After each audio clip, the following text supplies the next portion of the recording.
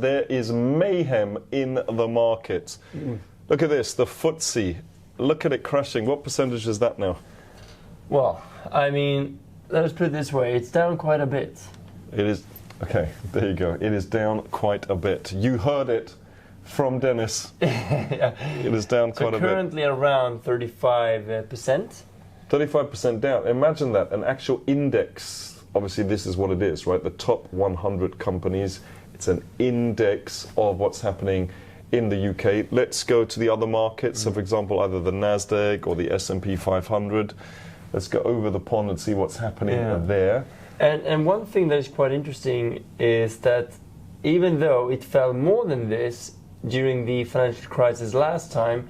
You can't do two things at the same time, can you? I'm trying. So what then took... You can't multitask. What then took around 3 months now has taken 3 weeks. Yeah. So it's just kind of the magnitude of the fall. So this is also down around 32%. Okay. So that's what's happening in the markets right now. So, I mean, some people are absolutely so happy. I've just talked about one of our new gold clients up 44% on his portfolio.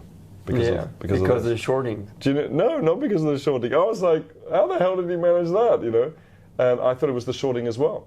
But actually what it was about was just buying some VCA, value cost averaging, on things like some metals, some precious metals, and things like gold, for example. Yeah.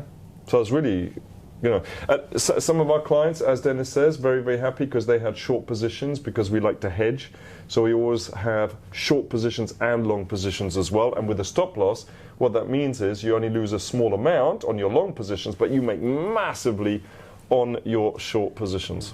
Yes, do you want to take it? So last time we did this, we took a look at a few tickers. Do you want to look at those again and see what happened? We can look at those indeed. Yeah. And we need an update as well on oil, because oil, since we started talking about oil being the trade of the century, has continued to fall like crazy because of what's happening between, the kind of argument that Russia and Saudi Arabia are having. So this was quite interesting, right? That we entered this. This was a short on FedEx? This was a short on FedEx, right? So this is why it's so important to short the market. We had no idea the coronavirus was going to hit, right? We had no idea. We really did not.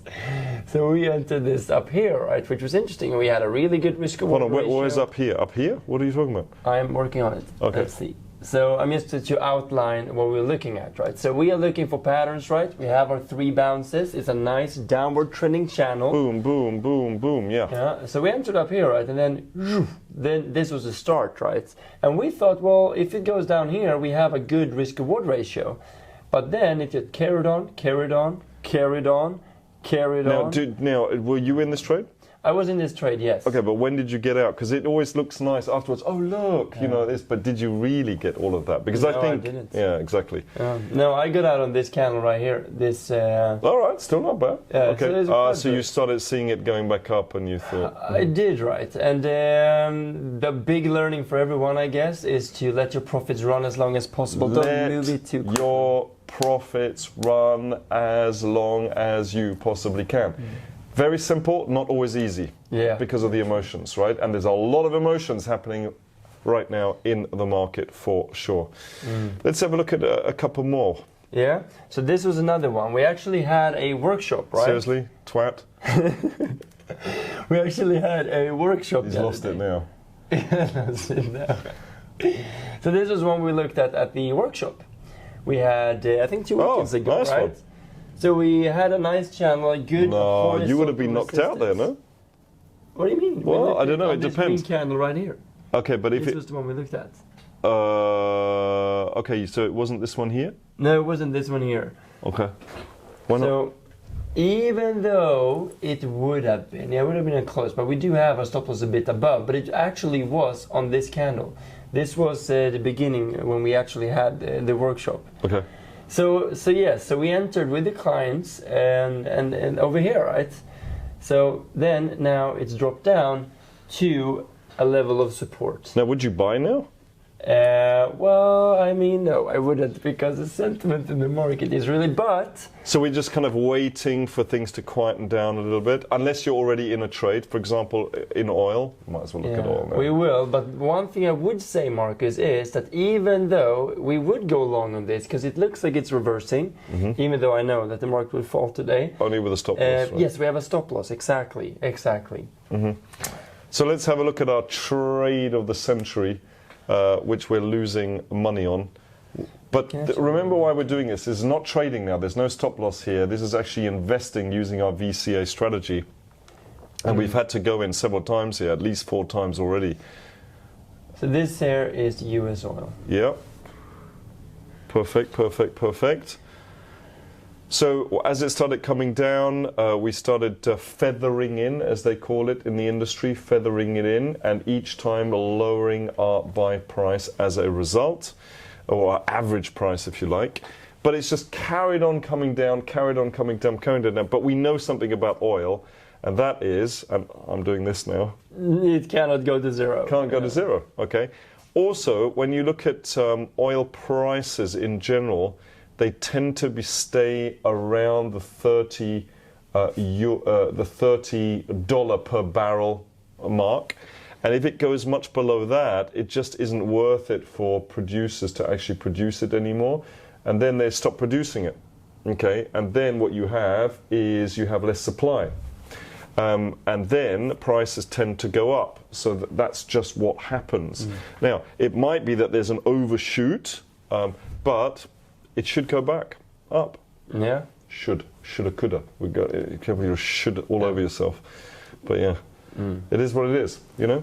So we're still in the trade. We're heavily invested in this trade. If it carries on going down, we're going to do more, only because it's following the rules. Yeah, what's interesting is that the emotions are telling you, don't buy, it just keeps falling. But we know that with the strategy, we will eventually, because we get our average price down for every entry we do. Yeah, our average price isn't up here now. No. Our average price is around here. So that's what's so important that people forget. Plus, also, it is on something that can't go to zero. This isn't a stock. This isn't just a stock that we think, oh, it's good. Oh, is it really good? Oh, maybe it's not so good. You know.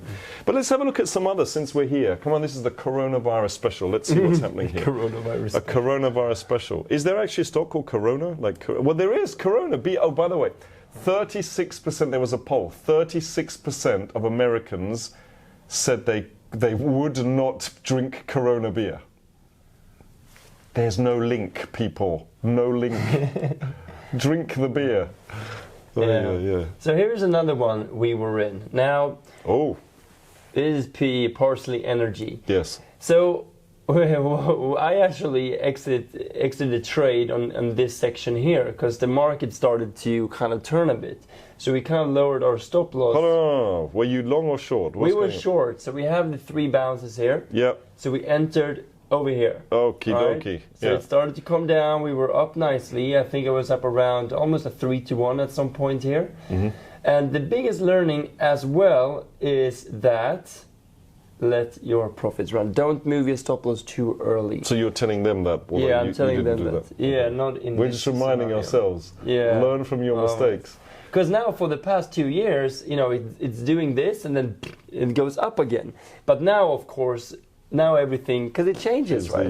That is a technical term. The technical term.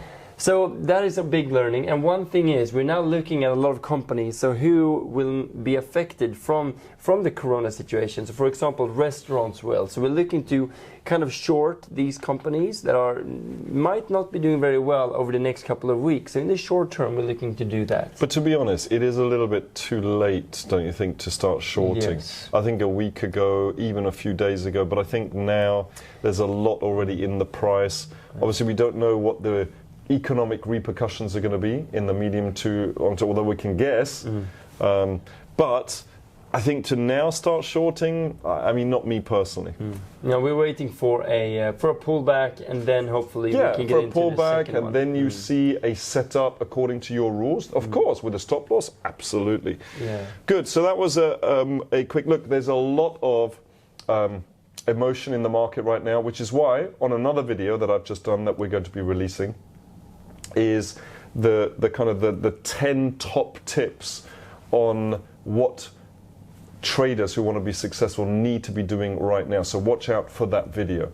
And number one of that has to be stay calm, which again, easier said than done, but stay calm so that you can follow the rules, because as I always say, you know, as soon as emotions go up, intelligence goes down.